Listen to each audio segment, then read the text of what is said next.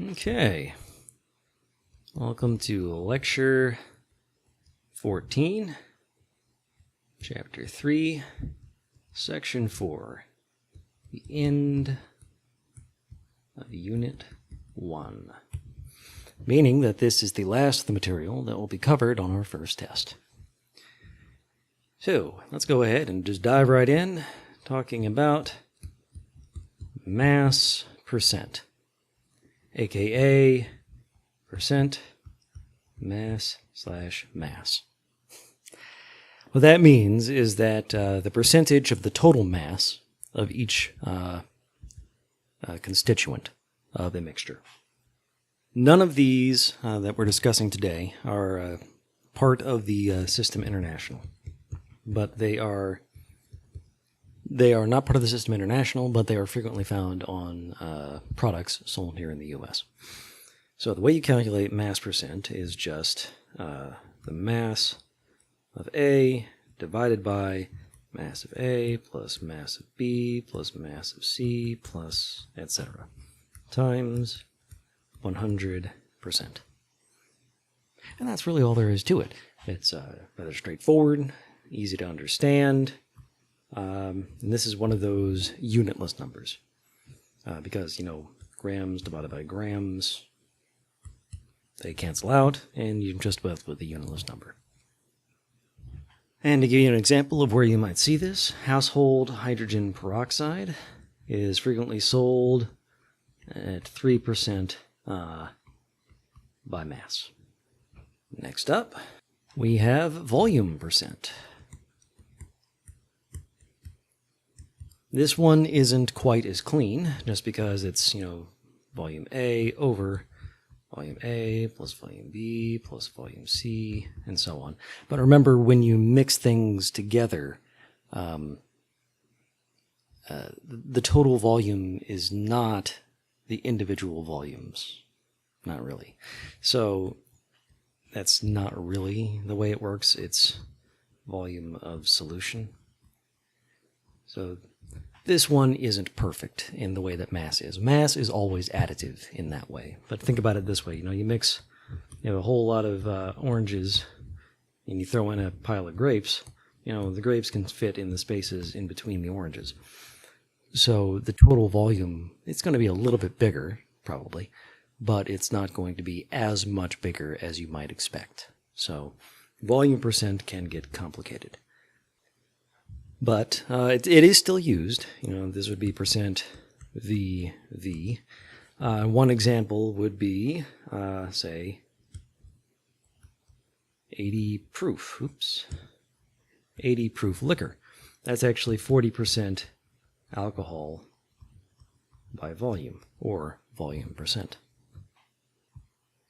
Next up, we have mass volume percent, or percent M over V. This is the one that more closely approaches the international system, because it's the mass of your solute over the volume of your solution. Okay.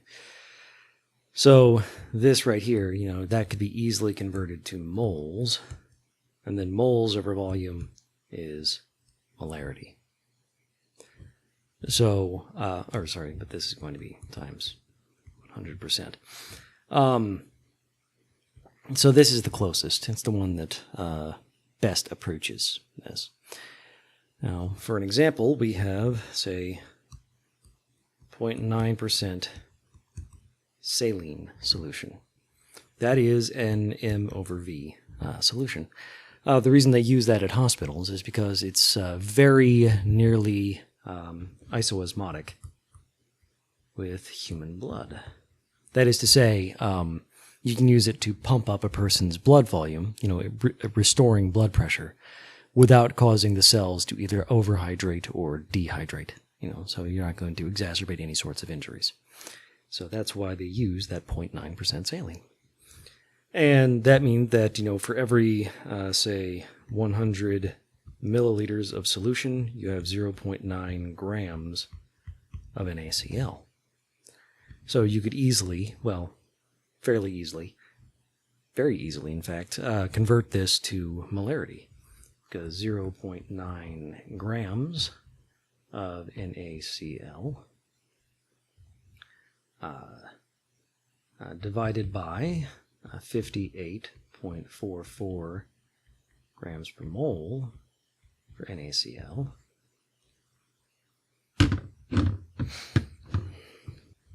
gives us 0.0154. I'm going to go ahead and pretend this is 3 sig figs.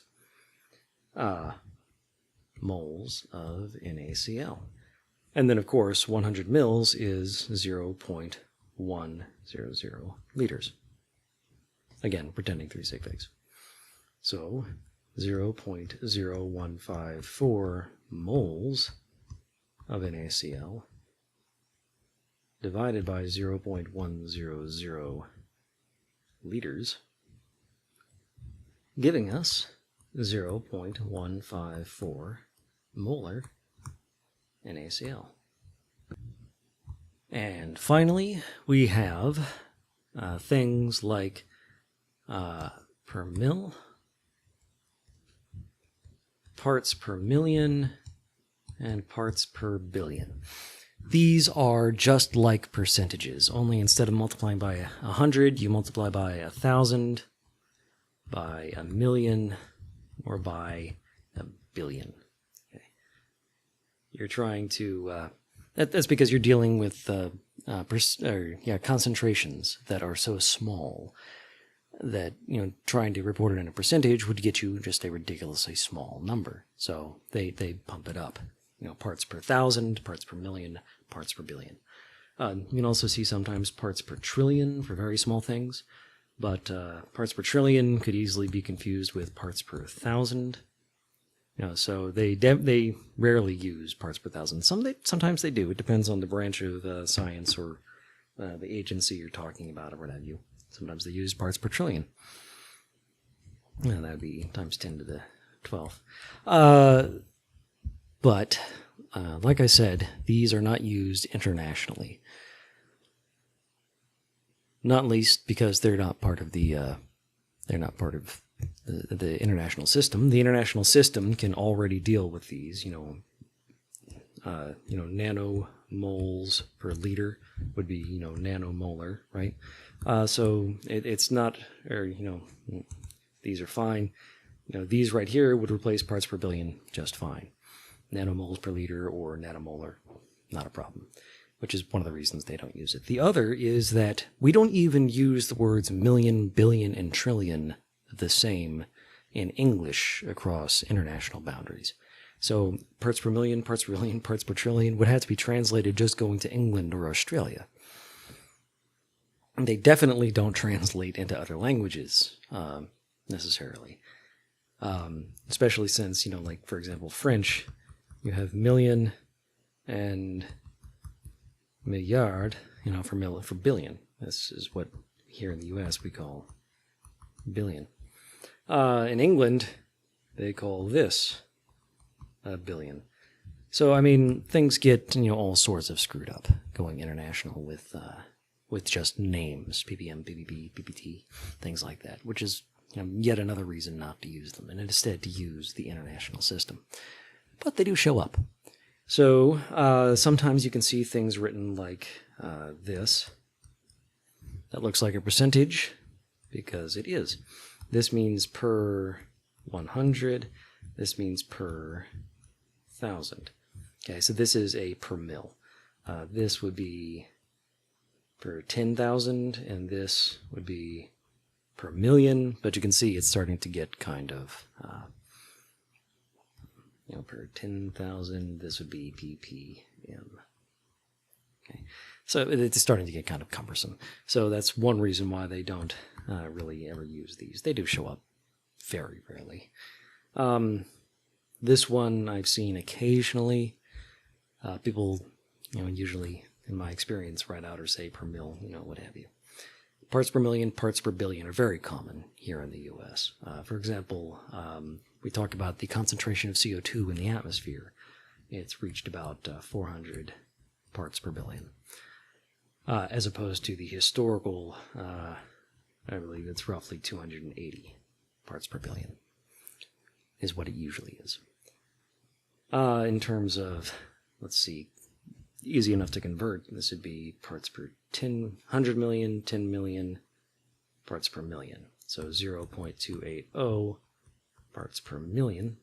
You can keep on going, 100,000, 10,000 mil. So 0.0000280 per mil, which is 0.0000280%. And you can see why we don't report it as a percentage. Instead, we just talk about it as parts per billion. All right. So these things all show up in the US. You should know how to deal with them. Just as a percentage isn't actually a percentage, it's a fraction or a percent or a decimal. The same is true for billions, trillions, millions, and so on. You, instead of dividing by 100, you would divide by million, divide by billion, divide by trillion, in order to convert it back into an actual number. Another problem with all of these is they don't tell you parts of what per billion what's. So ppm per mil, and even percent. They all have to tell you what is being divided by what. Mass over mass, volume over volume, mass over volume. Although, again, here in the US, we record it as weight over volume.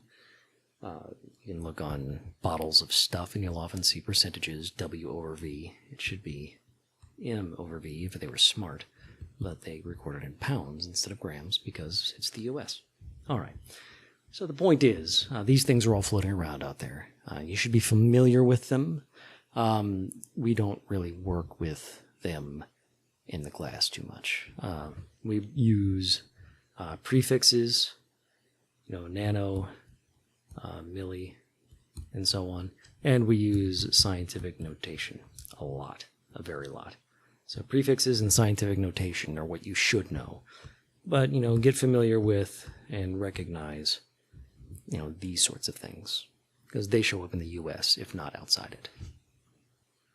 And that does it for this video. That does it for this lecture. That does it for this unit. I'll see you again after the test.